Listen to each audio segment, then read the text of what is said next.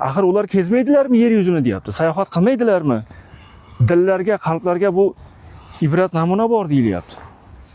Allohning o'zi aytayapti, yer yuzini kezishga bizga undayapti, qarang.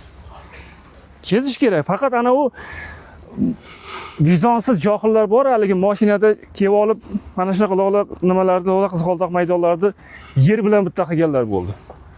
Ha bu nimaga bu bunaqamiz biz? O'zbekchilikka yarashadimi shu? Ya'ni musulmonlikda da'vo qilamiz biz. Mashinada yer bilan bitta qilib bu. Nima bu Alloh yaratib qo'ygan mo'jizani oyoq osti qilish bilan barobarmi? Ha bunaqa emas-da, akalar. Ha bu ertaga shuni Alloh taoloning qudrati kengda, shuni cho'lga aylantirib qo'yish mumkin. Qayerlardadir mana urush bo'lib ko'rib turibsiz. Umuman ko'rimsiz holga kelgan, cho'lga aylantirib qo'ygan. Ha biz bo'lsa buni oyoq osti qilib, ustiga mashina haydab, buni musor qilib, axlat tashlab bu johillik, bu ilmsizlik bu. Bu Alloh yaratib qo'ygan san'at asarini oyoq osti qilish. Ana shunaqa akalarga gapim borda, ular ham uyda biron bir narsani, misol uchun uyini borib remont qilsa yoki vansa qilsa, bir balchiq to'kib ketsa, achchig'i chiqadi. Chiroyli uyini misol uchun borib beton nima ketmonlab kelingchi, buzib tashangchi, achchig'i chiqib ketadi. Men qancha pul sarflaganman bunga deydi.